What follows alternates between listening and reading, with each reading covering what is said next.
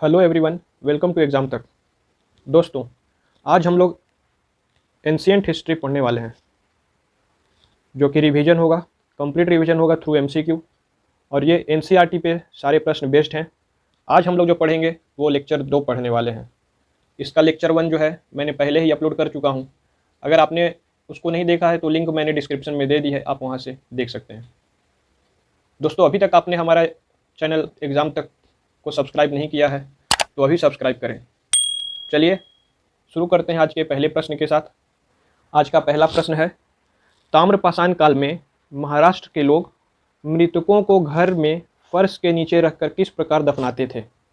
तो यहाँ एक समझने वाली बात है कि महाराष्ट्र के जो लोग थे मृतकों को फर्श के नीचे रखकर रखते थे और दफनाते थे। तो ये किस प्रकार दफनाते थे? तो इसका सही आंसर होगा उत्तर से दक्षिण की ओर। ये सही आंसर होगा, उत्तर से दक्षिण की ओर दफनाते थे। और इनकी कब्रों में जो है मिट्टी के मटके और तांबे की कुछ सामान भी रखी जाती थी। तो ताम्रपाषाण काल में महाराष्ट्र के लोग जो हैं मृतकों को फर्श के नीचे रखकर दफनाते थे और ये उत्तर से दक्षिण दिशा की ओर होता था। बढ़ते हैं नेक्स्ट प्रश्न की ओर। सिंधु सभ्यता किससे संबंधित है? तो सिंधु सभ्यता कांस्ययुगीन सभ्यता है, जो कि आदि ऐतिहासिक युग से संबंधित है। इस सभ्यता को 2 नामों से जानते हैं। पहला तो हड़प्पा और दूसरा जो है सिंधु सभ्यता। ये मेसोपोटामिया या मिस्र की सभ्यताओं के समकालीन थी। इस कालखंड की बात करें तो 2500 ईस्वी पूर्व से लेकर 1500 ईस्वी पूर्व तक था। और इस काल में जो लिपि का प्रचलन था वो भाव चित्रात्मक था। जिसको अभी तक पढ़ा नहीं जा सकता है। तो सिंधु सभ्यता आदि ऐतिहासिक युग से संबंधित थी। किसे चालकोलिथिक युग भी कहा जाता है? दोस्तों, चालकोलिथिक युग या ताम्रपाषाण युग या तांबा युग, तीनों एक ही युग है। और इस युग की शुरुआत नवपाषाण युग के बाद हुआ था। इस काल की प्रमुख संस्कृति में मालवा संस्कृति और जौरवे संस्कृति प्रमुख है। वहीं अगर पाषाण युग की बात करें तो सबसे पहले आता है पूरा पाषाण काल, फिर मध्य पाषाण काल तथा नवपाषाण काल। और ताम्रपाषाण काल जो है वो आता है नवपाषाण काल के बाद। तो इस प्रश्न का सही उत्तर होगा ताम्रपाषाण काल। उस स्थल का नाम बताइए जो वर्तमान में बलूचिस्तान में स्थित है। दोस्तों, दिए गए ऑप्शन में मेहरगढ़ जो है वो वर्तमान में बलूचिस्तान यानी पाकिस्तान में है। पाकिस्तान में बोलन नदी के किनारे स्थित है। यहाँ से नवपाषाण काल से लेकर हड़प्पा काल के तक के सांस्कृतिक इतिहास के अवशेष मिलते हैं। और इस स्थल से कृषि के साथ तांबा गलाए जाने के भी साक्ष्य मिले हैं। तो इस प्रश्न का सही उत्तर होगा मेहरगढ़, जो कि वर्तमान में बलूचिस्तान पाकिस्तान में स्थित है। मोहनजोदड़ो में सबसे बड़ी इमारत कौन सी थी? तो दोस्तों, मोहनजोदड़ो का अर्थ है मृतकों का टीला, मोंड ऑफ डेड। यह सिंधु घाटी सभ्यता का प्रमुख शहर था और इसकी खोज 1922 में राखल दास बनर्जी के द्वारा की गई थी। इसकी खुदाई का कार्य जो था भारतीय पुरातत्व सर्वेक्षण के महानिदेशक जॉन मार्शल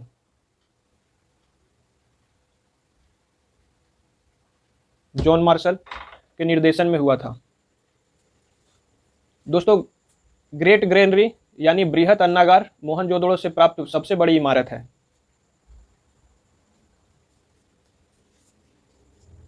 इसका प्रयोग अन्न के भंडारण के लिए किया जाता था। और इसके अलावा यहाँ से बृहद स्नानागार, जो कि विशाल स्नानागार, और पुजारी की मूर्ति के साथ डांसिंग गर्ल भी है, जो यहाँ से मिली है, डांसिंग गर्ल। तो इस प्रश्न का सही उत्तर होगा अन्नागार, ग्रेट ग्रेनरी। सिंधु घाटी के लोगों की एक महत्वपूर्ण रचना किसकी मूर्ति थी? तो सिंधु घाटी के लोगों की महत्वपूर्ण रचना जो थी वो डांसिंग गर्ल थी, जो कांसे से निर्मित है। और यह मूर्ति मोहनजोदड़ो से प्राप्त हुई है। और मोहनजोदड़ो वर्तमान में पाकिस्तान में स्थित है। वेद शब्द का अर्थ क्या है? दोस्तों, वेद शब्द का अर्थ होता है ज्ञान। वेदों का संकलन करता महर्षि वेदव्यास को माना गया है। इनकी रचना 4 है: ऋग्वेद, अयुर्वेद, सामवेद और अथर्ववेद, ये 4 हैं। और इन चारों वेदों को संयुक्त रूप से संहिता कहा जाता है। वहीं अथर्ववेद जो कि सबसे बाद का वेद है, को छोड़कर बाकी 3 वेद, ऋग्वेद, सामवेद, अयुर्वेद, तीनों को वेद त्रयी या त्रयी कहते हैं। वहीं प्रत्येक वेद के 4 रंग हैं जिन्हें वेदांग कहते हैं, जिनमें वैदिक संहिता, ब्राह्मण ग्रंथ, अरण्यक और उपनिषद है। तो इस प्रश्न का सही उत्तर होगा ज्ञान, जो कि वेद शब्द का अर्थ होता है ज्ञान। ऋग्वेद में किस नदी को माते तमा, देवी तमा और नदी तमा नाम से संबोधित किया गया है? तो ऋग्वेद में सर्वाधिक पवित्र नदी जो थी सरस्वती नदी थी, जिसे माते तमा, देवी तमा यानी सबसे अच्छी देवी, और नदी तमा यानी सबसे अच्छी नदी कहा गया है। ये नदी राजस्थान में बहती थी, जो वर्तमान में राजस्थान के रेगिस्तान में विलीन हो गई है, और इसी की जगह घग्घर नदी जो है अभी वर्तमान में वो नदी बहती है। तो ऋग्वेद में नदी तमा, माते तमा और देवी तमा सरस्वती को कहा गया है। यज्ञ संबंधी विधि विधानों का ज्ञान होता है। दोस्तों, यज्ञ संबंधी विधि विधानों का ज्ञान यजुर्वेद से होता है। यह वेद मूलतः कर्मकांड से संबंधित ग्रंथ है। इसमें मूल रूप से यज्ञ संबंधी विधि विधान तथा मंत्रों का संकलन किया गया है। यह एकमात्र वेद है जो गद्य एवं पद्य दोनों में लिखा गया है। अयुर्वेद के पुरोहित को अर्धवर्यु कहलाते हैं, वहीं ऋग्वेद के पुरोहित होत्री या होता कहलाते हैं, और सामवेद के पुरोहित को उद्गाता कहते हैं। इसी के साथ अथर्ववेद के पुरोहित को ब्रह्मा जी हैं। तो इतनी चीज़ें आपको यहाँ से याद रखनी है। यज्ञ संबंधी विधि विधानों का ज्ञान यजुर्वेद से। किस वैदिक साहित्य में मोक्ष की चर्चा मिलती है? दोस्तों, मोक्ष शब्द का पहली बार जो चर्चा मिलती है वो है श्वेताश्वर उपनिषद में। उपनिषद का अर्थ है समीप बैठना, और इसकी संख्या जो है उपनिषदों की वो 108 है। और उपनिषद को शंकराचार्य ने ब्रह्म ज्ञान कहा है।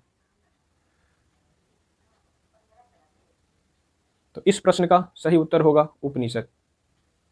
सत्यमेव जयते शब्द कहाँ से लिया गया है? तो भारत का राष्ट्रीय आदर्श वाक्य सत्यमेव जयते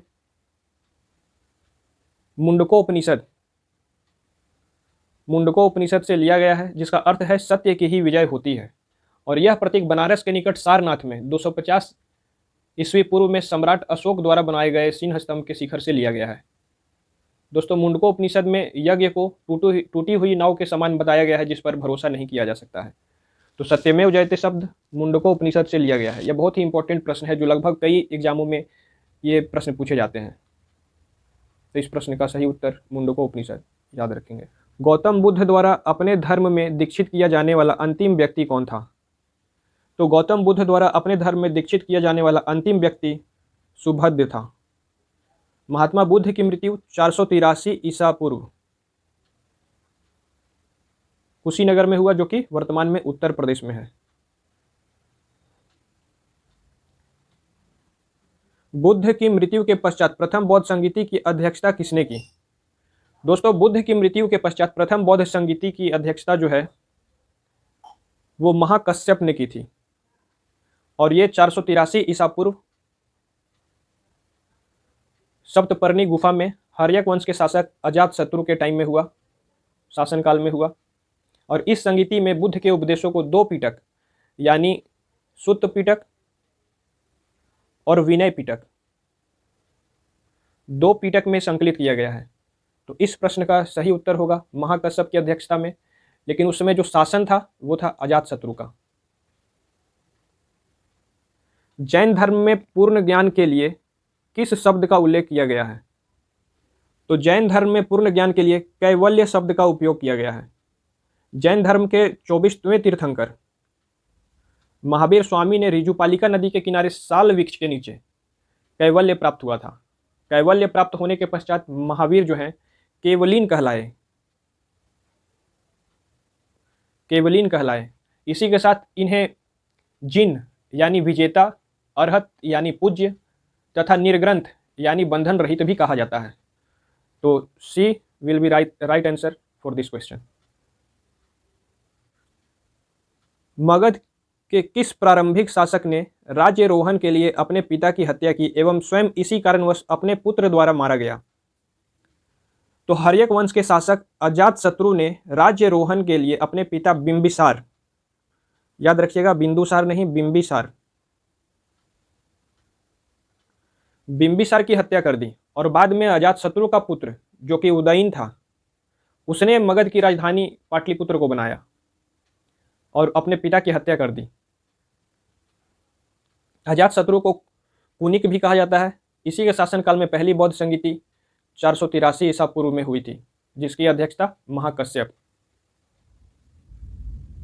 महाकश्यप ने की थी। तो इस प्रश्न का सही उत्तर होगा अजातशत्रु। मालवा क्षेत्र पर मगध की सत्ता का विस्तार निम्न में से किसके शासनकाल में हुआ था? तो पुराणों के अनुसार मगध नरेश शिशुनाग ने अवंती नरेश चंड प्रद्योत को पराजित कर अवंती यानी कि मालवा को मगध राज्य में मिला लिया था। तो इस प्रश्न का सही उत्तर होगा शिशुनाग। शिशुनाग ने वैशाली को दूसरी राजधानी बनाया था, जबकि पहली राजधानी थी राजगिरी। शिशुनाग का ही पुत्र था कालाशोक।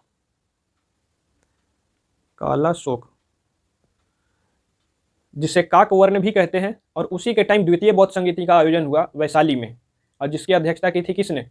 साबक मीर ने। तो इतने सारे प्रश्न को आपको एक प्रश्न से याद रखना होगा ये सब चीज। चेदी वंश का राजा खारवेल किस क्षेत्र से संबंधित था?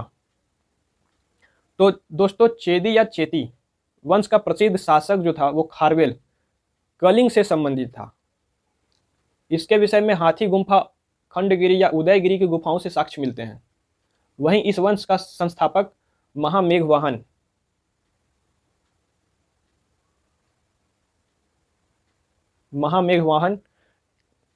इसका संस्थापक था, और इसकी राजधानी सुक्तिमती या सोथीवती थी।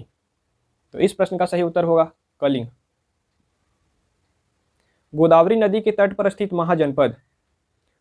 दोस्तों, 16 महाजनपद में अस्मक ही एकमात्र ऐसा जनपद था जो दक्षिण भारत की गोदावरी नदी के किनारे स्थित था, और जिसकी राजधानी पैठन या पोतन या पोटली या प्रतिष्ठान, ये 4 नाम बोले जाते हैं। तो इन चारों को याद रखिए। कहीं पे क्वेश्चन में पैठन देगा या पोतन देगा या पोटली दे सकता है या प्रतिष्ठान भी दे सकता है। तो इन चारों को याद रखना होगा। और यह महाजनपद एक राजतंत्रात्मक राज्य था, जिसकी स्थापना इक्ष्वाकु वंश द्वारा किया गया था। तो इस प्रश्न का सही उत्तर होगा अस्मक, जो कि गोदावरी नदी के तट पर स्थित था, एकमात्र महाजनपद। भारत का कौन सा क्षेत्र प्राचीन काल में अवंतिका के नाम से जाना जाता था? तो 16 महाजनपदों का वर्णन बौद्ध ग्रंथ अंगुत्तर निकाय एवं जैन ग्रंथ भगवती सूत्र में मिलता है। मालवा महाजनपद, जो कि वर्तमान में मध्य प्रदेश का जो एरिया है, उसे ही प्राचीन में अवंतिका के नाम से जाना जाता था, और यह 2 राज्यों में बटा था, उत्तरी अवंती और दक्षिणी अवंती। तो उत्तरी अवंती की राजधानी थी उज्जैनी और दक्षिणी अवंती की राजधानी थी महिष्मती। तो इस प्रश्न का सही उत्तर होगा अवंतिका के नाम से जाना जाता था मालवा। प्रथम भारतीय साम्राज्य किसने स्थापित किया था? चंद्रगुप्त मौर्य ने अपने गुरु विष्णुगुप्त अथवा चाणक्य या कौटिल्य, तीनों एक ही नाम थे और वो बोलते थे चाणक्य को, और उन्हीं की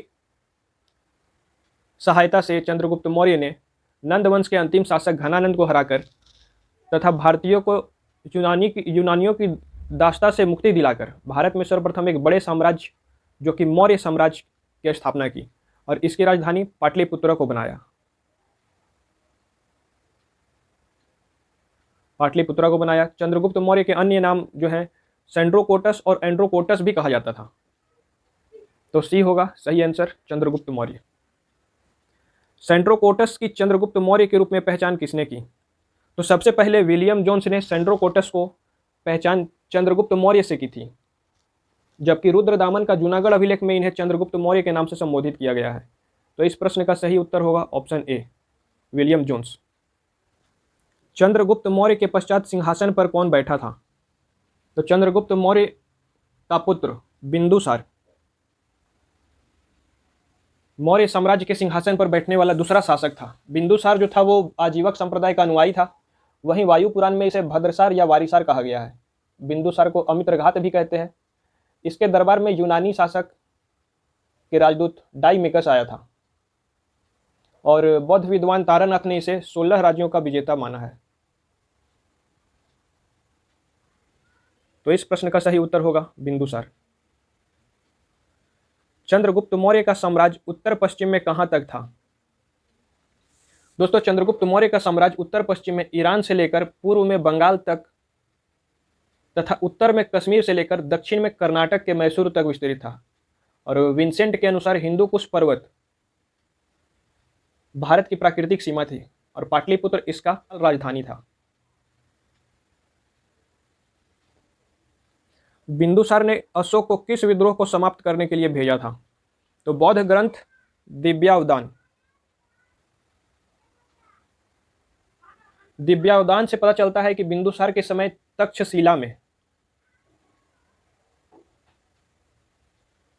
तक्षशिला में दो विद्रोह हुए, जिसको कुचलने के लिए एक बार पहली बार सुसीम को और दूसरी बार अशोक को भेजा था। तो इस प्रश्न का सही उत्तर होगा तक्षशिला। कौटिल्य का अर्थशास्त्र किससे संबंधित है? कौटिल्य का अर्थशास्त्र राजनीति शास्त्र का एक ग्रंथ है। इसमें मुख्य रूप से राजनीतिक सिद्धांतों का वर्णन है और अर्थशास्त्र में कुल 15 अधिकरण, 150 प्रकरण और 600 श्लोक हैं। वहीं कौटिल्य के अर्थशास्त्र की तुलना मैकियावेली के प्रिंस से की जाती है तथा कौटिल्य को भारत का मैकियावेली भी कहा जाता है। तो इस प्रश्न का सही उत्तर होगा राजनीतिक जीवन से। सम्राट अशोक की वह पत्नी जिसने उसको प्रभावित किया था? दोस्तों, सम्राट अशोक की वह पत्नी थी कारुवाकी या चारवाकी, जिससे वो अत्यधिक प्रभावित हुए थे। तो इस प्रश्न का सही उत्तर डी, कारुवाकी। प्रथम ईरानी शासक जिसने भारत के कुछ भाग को अपने अधीन कर लिया था, निम्न में से कौन था? दोस्तों, डेरियस प्रथम। डेरियस प्रथम के 3 अभिलेखों से यह पता चलता है कि उसने सबसे पहले भारत के कुछ भाग को अपने अधीन कर लिया था, जिसमें संपूर्ण सिंधु घाटी से के साथ पंजाब और गंधार भी शामिल था। तो इस प्रश्न का सही उत्तर होगा डेरियस प्रथम। भारतीयों के लिए महान सिल्क मार्ग किसने आरंभ करवाया? महान सिल्क मार्ग को भारतीयों के लिए आरंभ करने का श्रेय कुषाण वंश के शासक कनिष्क को जाता है। मध्य एशिया से गुजरने वाला यह व्यापारिक मार्ग चीन को रोमन साम्राज्य से जोड़ता था। उस समय चीन से होने वाले रेशम का समस्त व्यापार जो है इसी सिल्क मार्ग से होता था। इसके साथ ही कनिष्क के टाइम में चौथी बौद्ध संगीति का आयोजन कश्मीर के कुंडल वन में वसुमित्र की अध्यक्षता में किया गया था। और इसी बौद्ध संगीति में बौद्ध धर्म 2 संप्रदाय में महायान और हीनयान में विभाजित हो गया था। तो इस प्रश्न का सही उत्तर होगा कनिष्क।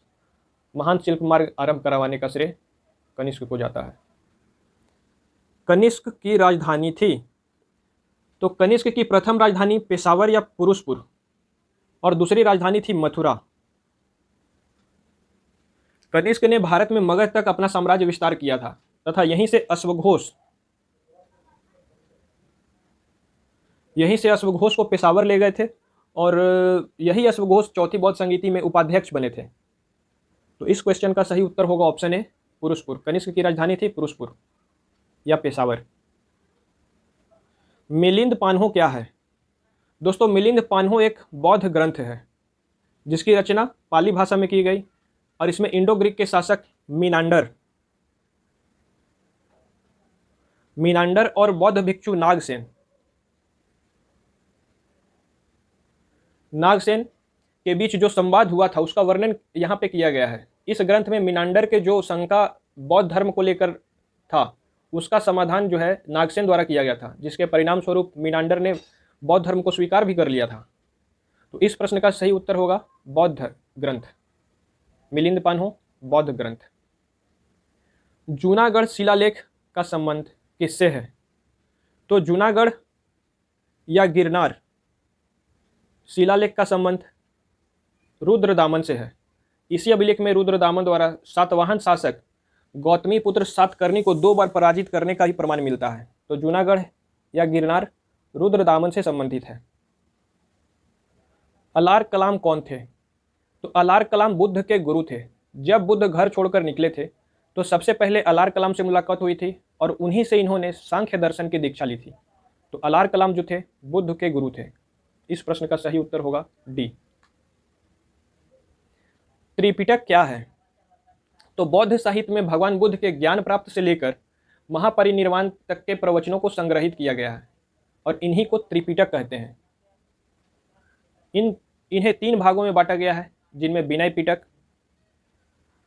सुत्त पिटक तथा अभिधम पिटक। विनय पिटक में बौद्ध संघ के नियमों का वर्णन है, जिसकी रचना उपाली की थी, तथा सुत्त पिटक की रचना आनंद ने की थी, जिसमें बुद्ध के उपदेश और संवादों का संग्रह है। वहीं अभिधम पिटक में दार्शनिक और आध्यात्मिक विचारों का संकलन है।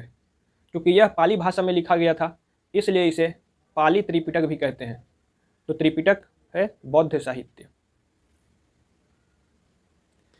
किस अभिलेख से सती प्रथा का प्रथम साक्ष्य प्राप्त हुआ?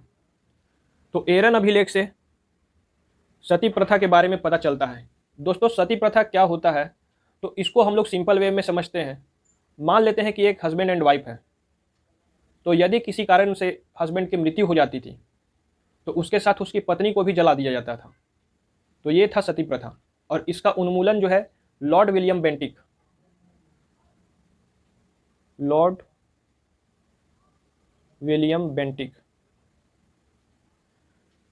के द्वारा राजा राम मोहन राय के साथ मिलकर किया था। तो इस प्रश्न का सही उत्तर होगा एरन अभिलेख। किस शासक के सिक्के संगीत के प्रति प्रेम दर्शाते हैं? तो गुप्त शासक समुद्रगुप्त को उसकी सिक्कों पर वीणा बजाते हुए दिखाया गया है, जो उसके संगीत प्रेम को दर्शाता है। इसे कविराज की उपाधि भी मिली थी। अपनी विजय के पश्चात समुद्रगुप्त ने अश्वमेघ यज्ञ किया था तथा पृथिव्या प्रथम वीरे की उपाधि ग्रहण की। इनके दरबार में हरिसेन रहते थे, जिन्होंने प्रयाग प्रशस्ति में समुद्रगुप्त की उपलब्धियों का वर्णन किया है। तो इस प्रश्न का सही उत्तर होगा समुद्रगुप्त। कौन सी कला शैली भारतीय और यूनानी यानी ग्रीक कला शैली का सम्मिश्रण है? तो भारतीय और यूनानी आकृति का सम्मिश्रण जो है वो गंधार शैली है। इसे कई नामों से जानते हैं। यूनानी बौद्ध, इंडो ग्रीक या ग्रीको रोमन भी कहा जाता है। इस शैली को कुषाण वंश के शासक कनिष्क ने बढ़ाया। उसी के समय चौथी बौद्ध संगीति हुई थी, जो कि कश्मीर के कुंडल वन में हुआ था। गंधार कला महायान धर्म से प्रोत्साहन मिला और इसी शैली में महात्मा बुद्ध की प्रतिमा बनाई गई। इसके पहले किसी भगवान की मूर्ति बनाकर पूजा नहीं किया गया था। तो इस प्रश्न का सही उत्तर होगा गांधार। किस स्तंभ में अशोक ने स्वयं को मगध का सम्राट बताया है? तो भाबरू एक स्थान है जो कि राजस्थान में है, और इसी भाबरू स्तंभ में अशोक ने स्वयं को मगध का सम्राट बताया है। इसी अभिलेख से अशोक ने बौद्ध धर्मावलंबी का पता चलता है। भाबरू अभिलेख में अशोक ने स्वयं को मगधाधिराज यानी मगध का अधिराज भी कहा है, और अशोक के बुद्ध धर्म और संघ के प्रति जो आस्था थी वो इसी अभिलेख में व्यक्त थी। तो इस प्रश्न का सही उत्तर होगा भाबरू स्तंभ। श्रृंगेरी, बद्रीनाथ, द्वारिका और पुरी 4 मठों की स्थापना का श्रेय किसको प्राप्त है? तो शंकराचार्य ने 4 मठों यानी श्रृंगेरी, बद्रीनाथ, द्वारिका और पुरी स्थापित किया तथा उनमें मठाधीशों की नियुक्ति की थी। मठाधीशों की नियुक्ति की, जो बाद में चलकर यही मठाधीश शंकराचार्य कहलाने लगे। वहीं शंकराचार्य का जन्म केरल में हुआ था। इस प्रश्न का सही उत्तर हो जाएगा शंकराचार्य। विरूपाक्ष मंदिर का निर्माण किसके द्वारा किया गया था? तो चालुक्यों के द्वारा विरूपाक्ष मंदिर का निर्माण कराया गया था, और यह मंदिर हम्पी यानी कर्नाटक में स्थित है। और इसका निर्माण विक्रमादित्य द्वितीय की पत्नी लोक महादेवी द्वारा कांचीपुरम के पल्लवों पर विजय प्राप्त के लिए करवाया गया था। तो इस प्रश्न का सही उत्तर होगा चालुक्यों के द्वारा। नर्मदा नदी पर सम्राट हर्ष के दक्षिणावर्ती अभियान को किसने रोका? तो नर्मदा नदी के तट पर हर्ष एवं चालुक्य शासक पुलकेशिन द्वितीय के मध्य युद्ध हुआ, जिसमें हर्ष की पराजय हुई यानी विजय हुआ था वो पुलकेशिन द्वितीय। और पुलकेशिन द्वितीय के एहोल प्रशस्ति एवं ह्वेनसांग का विवरण इस युद्ध के साक्ष्य हैं। तो नर्मदा नदी पर सम्राट हर्ष के दक्षिणावर्ती अभियान को पुलकेशिन द्वितीय ने रोका था। चालुक्य शासक पुलकेशिन द्वितीय से संबंधित शिलालेख है। तो कर्नाटक के बीजापुर में स्थित ऐहोल अभिलेख चालुक्य शासक पुलकेशिन द्वितीय के दरबारी कवि रवि कीर्ति द्वारा रचित है और इसी अभिलेख में पुलकेशिन द्वितीय की हर्षवर्धन पर विजय प्राप्त की और उनकी उपलब्धियों का वर्णन है। तो इस प्रश्न का सही उत्तर होगा ऐहोल शिलालेख। एलिफेंटा की गुफाएं मुख्यतः किस धर्म के धर्मावलंबियों के लिए उपयोग में बनाई गई थी? दोस्तों, एलिफेंटा की गुफाएं महाराष्ट्र के मुंबई में स्थित है, जो कि शिव की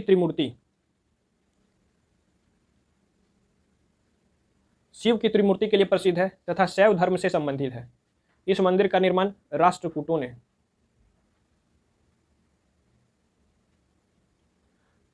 ने करवाया था और साल 1987 में इसे वर्ल्ड हेरिटेज यूनेस्को की सूची में शामिल किया गया है। तो इस प्रश्न का सही उत्तर होगा शैव धर्म से संबंधित। अंकोर वाट का प्रसिद्ध विष्णु मंदिर कहाँ स्थित है? तो सबसे पहले हमें यह पता चला कि अंकोर वाट का मंदिर जो है विष्णु जी का मंदिर है और अंकोर वाट का विष्णु मंदिर का निर्माण 12वीं शताब्दी में हुआ था और ये जो करवाए थे वो कंबोडिया के शासक थे सूर्यवर्मन